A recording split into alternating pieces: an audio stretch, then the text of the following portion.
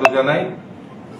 আজকের এই সাংবাদিক সম্মেলনে উপস্থিত আছেন ভারতীয় জনতা পার্টি ত্রিপুরা প্রদেশের সহসভাপতি শ্রী তাপস ভট্টাচার্য মহোদয়, উপস্থিত আছেন প্রদেশ সম্পাদক শ্রী রতন ঘোষ মহোদয়।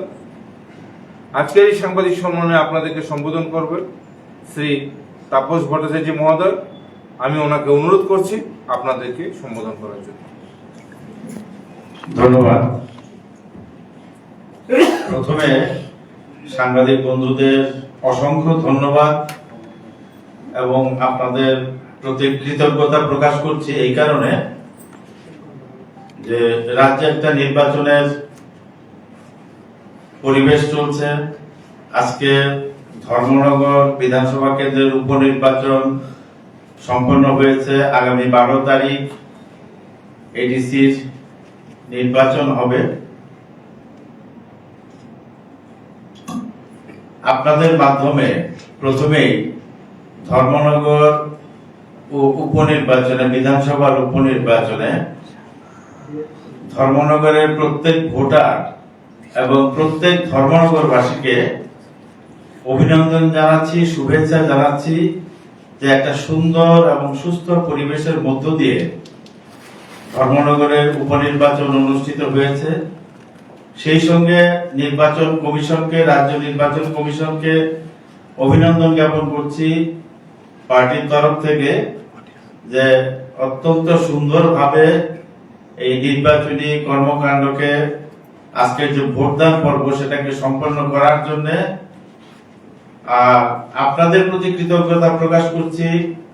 আপনারা ধর্মনগর বিধানসভার উপনির্বাচন এবং রাজ্যের যে সামনে এডিসি নির্বাচন, এই সম্পূর্ণ ব্যাপারটাকেই আপনারা যেভাবে প্রিন্ট মিডিয়া এবং ইলেকট্রনিক মিডিয়া যেভাবে সারা রাজ্যের মানুষের সামনে বাস্তব পরিস্থিতি তুলে ধরছেন, গণতান্ত্রিক ব্যবস্থাপনা সম্পর্কে মানুষকে সচেতন করা, মানুষের অধিকার সম্পর্কে মানুষকে সচেতন করা এবং যে সুষ্ঠু গণতান্ত্রিক পদ্ধতিতে যে নির্বাচনী কর্মকাণ্ড চলছে সেগুলো তুলে ধরছেন, তার জন্য আপনাদেরকে ধন্যবাদ জানাই।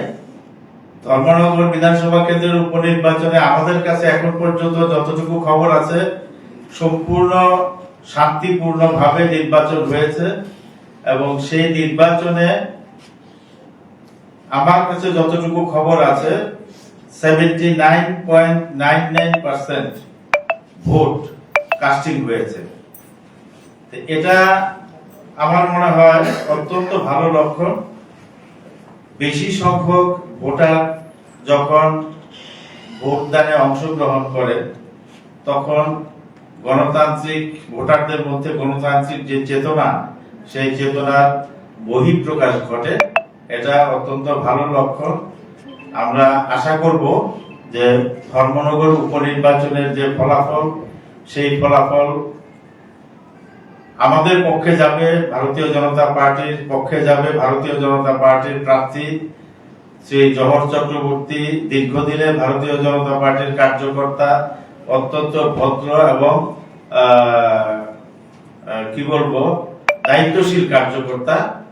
এবং একটা জিনিস আমি লক্ষ্য করেছি, আমি ধর্মনগরে ছিলাম নির্বাচনী কাজে, যে সাধারণ মানুষের স্বতঃস্ফূর্ততা ওনার পক্ষে যেভাবে প্রকাশ পেয়েছে, তাতে করে আমার মনে হয় যে কংগ্রেস এবং সিপিএম এর যে প্রার্থী আছে তাদের জামানত জব্দ হবে, এটা বলা যায়। কারণ ভোটারদের মানসিকতা, সেই ধর্মনগরবাসীর মানসিকতা সেটাই প্রমাণ করে এবং আমি নিজে সেটা প্রত্যক্ষ করেছি।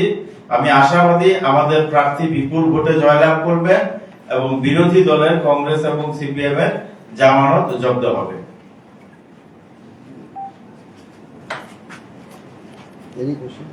আপনাদের যদি কোনো প্রশ্ন থাকে।